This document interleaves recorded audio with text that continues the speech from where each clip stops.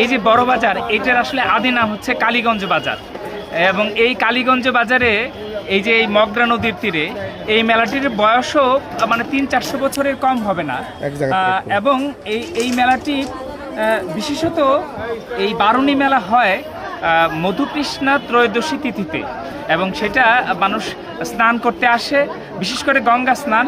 সেই গঙ্গা স্নান করলে মানুষের পুণ্য হয়, পাপ স্খলন হয়, এবং সেই স্নানকে কেন্দ্র করে নদীর পাড়ে মেলাটি বসে। এবং সেই মেলায় মানুষ বছরের জন্য নিত্য প্রয়োজনীয় জিনিস।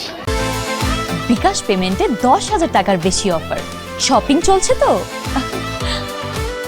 পত্র কেনাকাটা করে, এবং বিশেষ করে মাটির জিনিসপত্র, হাড়ি পাতিল, খেলনা, নানান প্রকৃতির জিনিস এখানে মানুষ নিয়ে আসে।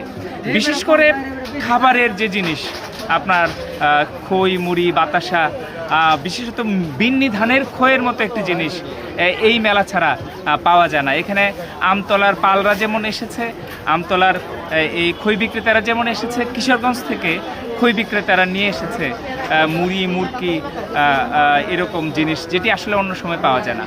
তা আপনি জিজ্ঞাসা করছিলেন প্রাচীনত্বের দিক থেকে। প্রাচীনত্বের দিক থেকে এই মেলাটি আর বয়স 300-400 বছরের কম হবে না। আর মেলা কিন্তু মানুষকে এক করে। এখানে দেখেন নানান বয়সের, নানান ধর্মের, নানান প্রকৃতির মানুষ এসে মিলিত হয়েছে, এবং তারা তাদের প্রয়োজনীয় জিনিসপত্র যেমন কিনছে, পাশাপাশি ভাবের আদান প্রদান হচ্ছে।